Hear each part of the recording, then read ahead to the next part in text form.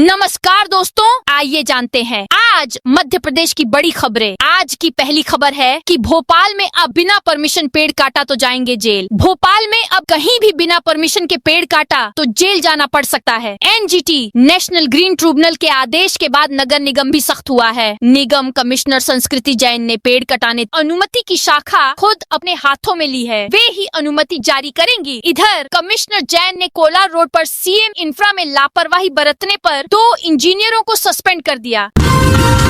मनरेगा मजदूरी महिलाओं के खाते में जाएगी। मध्य प्रदेश सरकार ने महिलाओं को आर्थिक रूप से सशक्त बनाने की दिशा में बड़ा कदम उठाया है। अब राज्य में माँ का बगिया योजना के तहत मनरेगा की राशि सीधे महिला के बैंक खाते में जाएगी, न कि पुरुष मुखिया के। यह मॉडल अपनाने वाला मध्य प्रदेश देश का पहला राज्य बन गया है। अब तक मनरेगा में भुगतान की व्यवस्था एक ही थी, परिवार के मुखिया के खाते में ही मजदूरी जाएगी, चाहे काम महिला कर रही हो या पुरुष।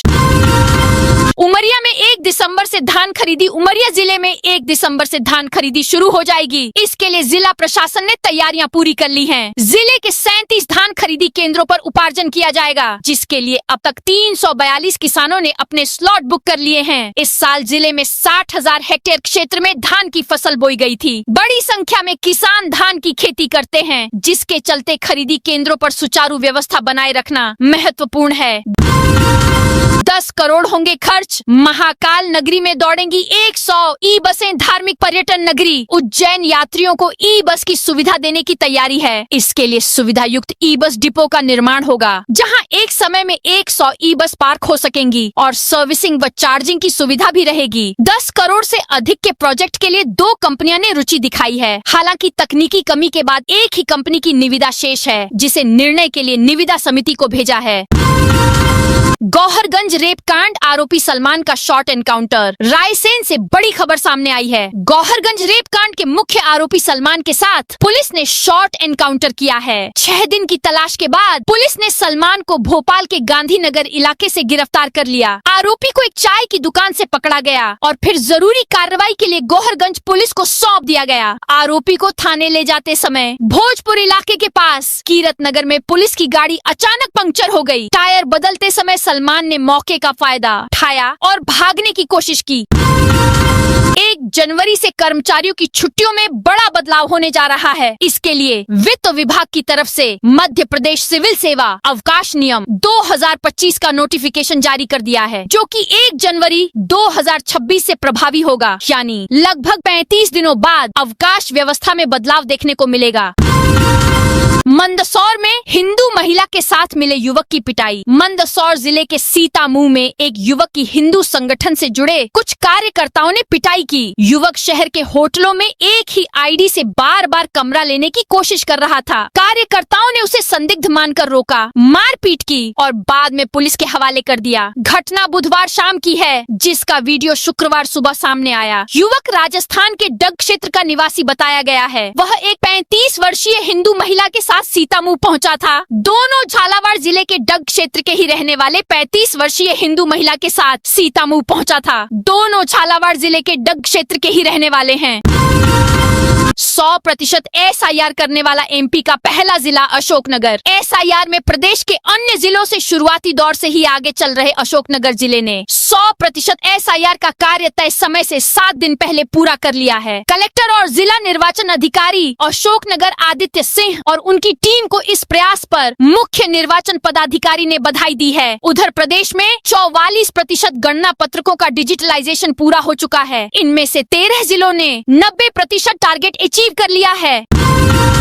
निजी कंपनियों से बिजली खरीदेगी MP सरकार। प्रदेश में भविष्य की जरूरत पूरा करने के लिए 4000 मेगावाट बिजली खरीदी की तैयारी है। अडानी समेत 3 निजी कंपनियों से 25 साल के लिए करार होना है। कंपनियों ने बिजली की दर 5 रुपए 83 पैसे प्रति यूनिट तय की है। इस पर अंतिम मुहर के लिए मप्र विद्युत नियामक आयोग में याचिका दाखिल की गई है। इस बीच आयोग में दावा आपत्तियां दर्ज कराई गई हैं, जिनमें कहा गया कि यदि प्रस्तावित दर को मंजूरी मिली तो प्रदेश को 25 साल में 1 लाख करोड़ रुपए से अधिक भुगतान करना होगा और इसका भार जनता को झेलना पड़ेगा।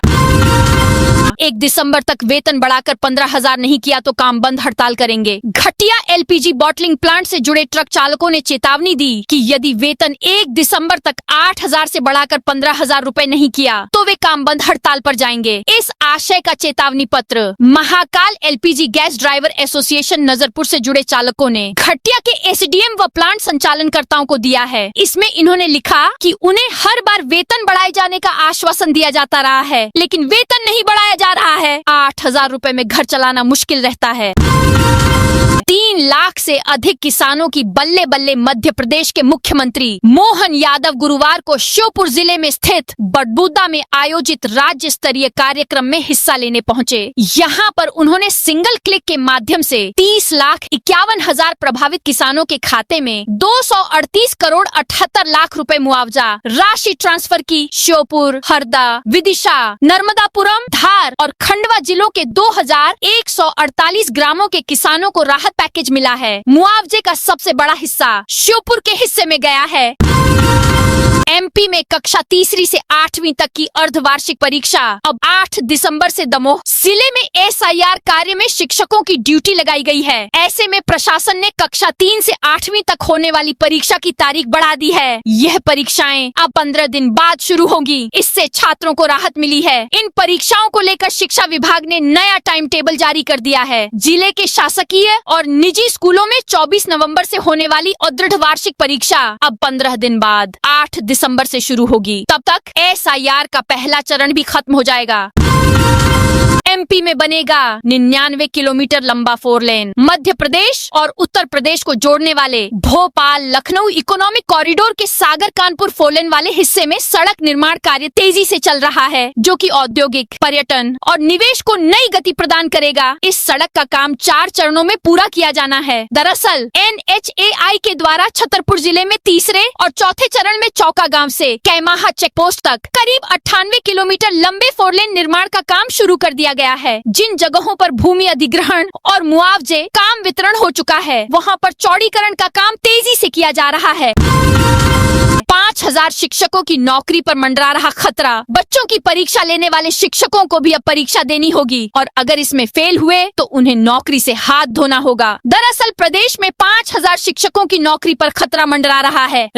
प्राइमरी स्कूलों में बतौर शिक्षक भर्ती हुए इन शिक्षकों को पहले ब्रिज कोर्स करना होगा। 6 माह का यह course national institute of open schooling NIOS करवाएगा। इसमें अगर फेल हो गए तो शिक्षक की नौकरी जाएगी। लोक शिक्षण संचालनालय ने इस संबंध में निर्देश जारी किए गए हैं।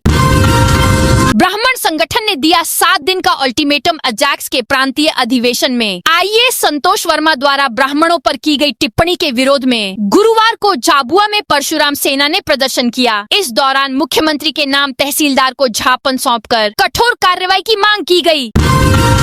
कर्मचारियों के लिए बड़ी खुशखबरी, हाजिरी लगाने नहीं आना पड़ेगा ऑफिस। अब नपा कर्मचारियों को नगर पालिका भवन के चक्कर नहीं काटना होंगे, क्योंकि नगर पालिका द्वारा ऑनलाइन उपस्थिति के लिए 4 स्थानों का चयन किया है। नगर पालिका के साथ इन 4 स्थानों से भी नपा कर्मचारी अपनी हाजिरी भर सकेंगे। बता दें कि नवंबर माह से सभी कर्मचारियों की उपस्थिति ऑनलाइन की गई है। ऐसे में ऑनलाइन हाजिरी दर्ज करने के लिए लोकेशन एकमात्र नगर पालिका कार्यालय को बनाया गया था। इस वजह से लगभग 5 से 6 किलोमीटर दूर के कर्मचारियों को अपने घर के समीप के कार्यस्थल को छोड़कर पहले नपा कार्यालय हाजिरी दर्ज कराने पहुंचना पड़ रहा था। इसके बाद कार्य करने पहुंचते और शाम को दोबारा नपा कार्यालय पहुंच रहे थे।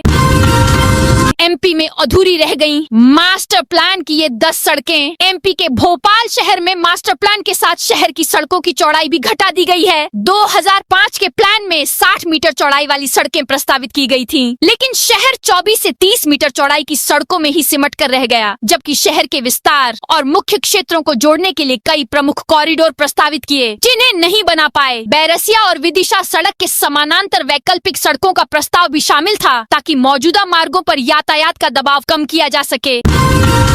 हाई कोर्ट में 50 साल से लंबित संपत्ति विवाद खत्म। मध्य प्रदेश हाई कोर्ट की ग्वालियर खंडपीठ ने पिछले 50 साल से लंबित प्रथम अपील पर गुरुवार को अपना फैसला सुना दिया। कोर्ट कोर्ट ने सैयद हबीब शाह उर्फ नवाब मियां द्वारा अपने बड़े भाई सैयद मंसूर शाह के पक्ष में निष्पादित किए गए एक दस्तावेज दस्तबरदारी संपत्ति त्यागने पर अपना फैसला सुना दिया का दस्तावेज को शून्य और अमान्य घोषित कर दिया है। इसके साथ ही हबीब शाह के कानूनी वारिसों का पुश्तैनी संपत्ति में 2/5 हिस्सा बहाल कर दिया गया है।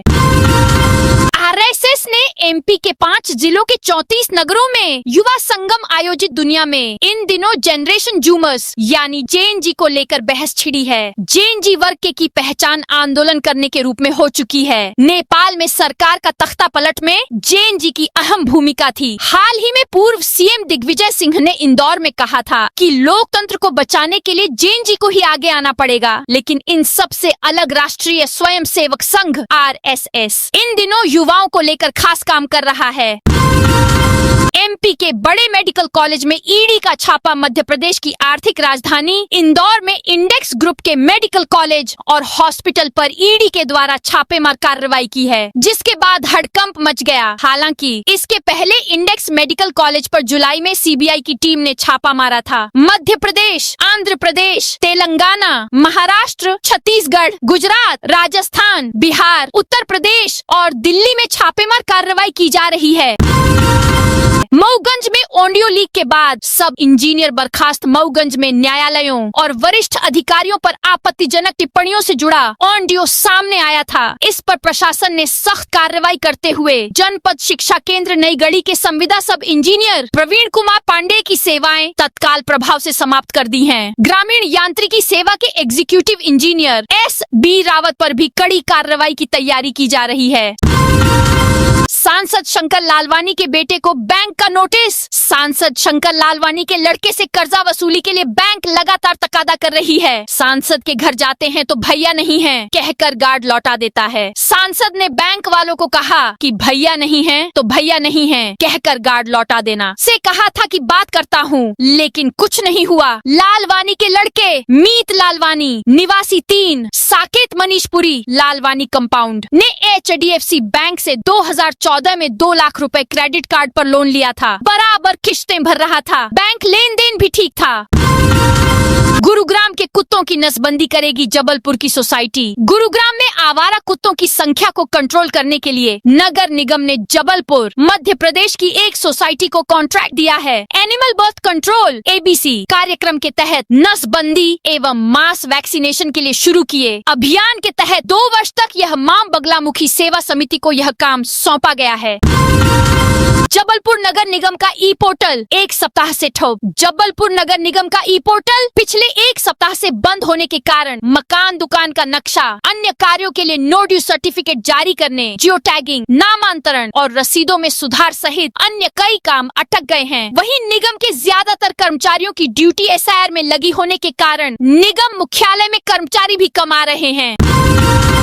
अमरकंटक में बिना परमिट वाहन संचालन पर प्रतिबंध। मां नर्मदा की उद्गम स्थली और पवित्र नगरी अमरकंटक में बढ़ती पर्यटक एवं श्रद्धालुओं की आवाजाही को देखते हुए परिवहन व्यवस्था को सुव्यवस्थित करने के लिए एक महत्वपूर्ण प्रशासनिक बैठक आयोजित की गई। यह बैठक नगर पंचायत कार्यालय में हुई। बैठक में नर्मदा परिक्रमा मार्ग उत्तर तट से दक्षिण तट तक के तट परिवर्तन, बाहरी पर्यटकों के लिए वाहन दर सूची निर्धारण और वाहनों के वैध परमिट संबंधी आवश्यक दिशा निर्देश तय किए गए। बड़वानी में सीसीआई में 10,886 किसानों का पंजीयन। बड़वानी जिले की 5 मंडियों में भारतीय कपास निगम सीसीआई की ओर से कपास की खरीद जारी है। इस साल अब तक 10,886 किसानों ने पंजीयन कराया है। कपास की अधिकतम खरीद अब कृषि विस्तार अधिकारी के सर्टिफिकेट के आधार पर की जाएगी। खरीफ वर्ष 2025 से 26 के लिए कपास की समर्थन मूल्य पर खरीद बड़वानी, अंजड़, खेतिया, पानसेमल और सेंधवा मंडियों में हो रही है। जिले में अब तक 10,886 किसानों ने पंजीयन कराया है। वहीं पिछले साल यह संख्या 1,684 थी। यह आंकड़ा पिछले वर्ष बेचे गए किसानों की तुलना में 80% अधिक है। शहडोल में नवनिर्मित उप स्वास्थ्य केंद्र हैंडओवर से पहले जर्जर होने लगी है। कुछ महीने पहले बनी इस बिल्डिंग में दरारें, उखड़ता प्लास्टर और क्षतिग्रस्त संरचनाएं सामने आई हैं, जिस पर ग्रामीणों ने निर्माण की गुणवत्ता को लेकर गंभीर सवाल उठाए हैं। रीवा में अटल पार्क का टेंडर निरस्त। अटल पार्क के संचालन और रखरखाव के लिए नगर निगम की जारी निविदा निरस्त कर दी गई है। इसके साथ ही अधिकतम बोली लगाने वाली कंपनी आराध्य श्रीराम प्राइवेट लिमिटेड को 2 साल के लिए ब्लैकलिस्ट किया गया है। निगम ने कंपनी की टेंडर डिपॉजिट EMD राशि जब्त कर ली है। रातापानी टाइगर रिजर्व के लिए 2 नए गेट मिलेंगे। रातापानी टाइगर रिजर्व में और भोपाल के करमई और घोड़ा पछाड़ से 2 नए सफारी गेट खोले जा रहे हैं। वन विभाग ने 2 दिसंबर से इन दोनों गेटों को पर्यटकों के लिए खोलने की तैयारी लगभग पूरी कर ली है। इन नए गेटों के खुलने से बाघों की अधिक आवाजाही वाले क्षेत्रों में एंट्री मिलेगी और पर्यटकों को बाघ दिखने की संभावना बढ़ जाएगी। यह व्यवस्था इसलिए तय की जा रही है क्योंकि इन दोनों क्षेत्रों में टाइगर मूवमेंट पिछले सालों में अधिक पाया गया है। हाई कोर्ट में जनहित याचिका पर बहस। कांग्रेस नेता और पूर्व मुख्यमंत्री दिग्विजय सिंह गुरुवार को हाई कोर्ट में दायर अपनी जनहित याचिका पर बहस के लिए पहुंचे। डिवीजन बेंच में हुई अंतिम सुनवाई के दौरान दिग्विजय ने कहा कि वे 45 साल से राजनीति में हैं और लोकप्रियता पाने के लिए जनहित याचिका नहीं लगाई है। दिग्विजय ने कहा कि सुप्रीम कोर्ट ने मॉब लिंचिंग पर सख्त गाइडलाइन जारी कर स्पष्ट कहा है कि ऐसी घटनाएं किसी कीमत पर बर्दाश्त नहीं होंगी। SIR में भोपाल, इंदौर, ग्वालियर और जबलपुर की स्थिति खराब। मतदाता सूची के विशेष गहन पुनरीक्षण। SIR सर्वे अभियान में मध्य प्रदेश के 4 महानगर भोपाल, इंदौर, ग्वालियर और जबलपुर की स्थिति खराब है। भोपाल प्रदेश में सबसे पिछड़ा है। 26 नवंबर की स्थिति में यहाँ मात्र 50% डिजिटाइजेशन ही हो पाया है। इंदौर में 51%, ग्वालियर में 55%, जबलपुर में 66% काम हुआ है। अधिकारियों का कहना है कि महानगरों में मतदाता रुचि नहीं ले रहे। पता बदलने के कारण वे BLO को मिल ही नहीं रहे। इस कारण दिक्कत आ रही है। मुरैना, भिंड, शिवपुरी, उज्जैन, सिंगरौली, सागर और बुरहानपुर में डिजिटाइजेशन 75% से कम है। इंदौर की फेमस सराफा चौपाटी में अब लगेंगी केवल 69 दुकानें। सराफा की गली में अब खाने पीने की सिर्फ 69 दुकानें ही सज सकेंगी। चाट चौपाटी एसोसिएशन की ओर से इन दुकानों को पुरानी व परंपरागत बताकर निगम को सूची सौंपी गई। गुरुवार शाम निगमायुक्त और अपर आयुक्त ने चाट चौपाटी एसोसिएशन और चांदी सोना व्यापारी एसोसिएशन के पदाधिकारियों को आमने सामने बिठाकर सूची पर दस्तखत करवाए। मरीखेड़ा मनोरंजन पार्क, यहाँ नाइट स्टे के लिए बुकिंग हुई शुरू। इंदौर शहर से महज 10 किमी दूर 190 हेक्टेयर में फैले उमरीखेड़ा मनोरंजन पार्क से पर्यटकों के लिए एक अच्छी खबर है। अब यहाँ नाइट स्टे की सुविधा शुरू कर दी गई है। रात में ठहरने को लेकर वन विभाग ने ऑनलाइन बुकिंग शुरू कर दी। इसके अंतर्गत पहली बुकिंग 29 नवंबर के लिए की गई है, जब पर्यटक खुले आसमान के नीचे प्रकृति के बीच रात बिता सकेंगे। मस्जिदों के बाहर लाउडस्पीकर बजाकर उकसाने पर नहीं होती कार्रवाई। दिग्विजय सिंह ने दायर की याचिका। राम मंदिर के लिए चंदा संग्रहण के दौरान हुए सांप्रदायिक विवाद को लेकर पूर्व मुख्यमंत्री दिग्विजय सिंह द्वारा प्रस्तुत जनहित याचिका में गुरुवार को अंतिम बहस हुई। पूर्व मुख्यमंत्री सिंह ने उपस्थित होकर खुद बहस की। उन्होंने करीब 20 मिनट तक याचिका को लेकर अपने तर्क रखे। कहा कि सुप्रीम कोर्ट ने सांप्रदायिक विवादों को रोकने के उद्देश्य से सभी प्रदेशों के लिए गाइडलाइन बनाई है, लेकिन इसका पालन ही नहीं हो रहा है।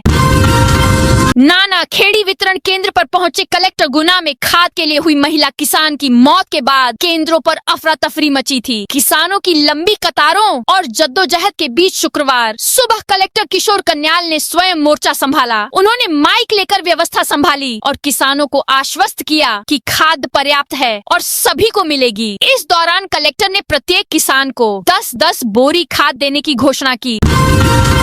सोबल्यापुरा की बाल वाटिका बनेगी जिले की मॉडल। देवास जिले की ग्राम पंचायत सोबल्यापुरा में एक उत्कृष्ट बाल वाटिका का निर्माण किया गया है, जिसे जिले की मॉडल पंचायत बनाने की तैयारी की जा रही है। यहाँ बच्चों के लिए खेल, एक पढ़ाई और प्रकृति के बीच सीखने की व्यवस्था की गई है। बच्चों की सुरक्षा को ध्यान में रखते हुए महिला सरपंच अनुबय लक्ष्मण सिंह परिहार ने अपने मानदेय से 25,000 रुपए खर्च कर 4 CCTV कैमरे लगवाए हैं।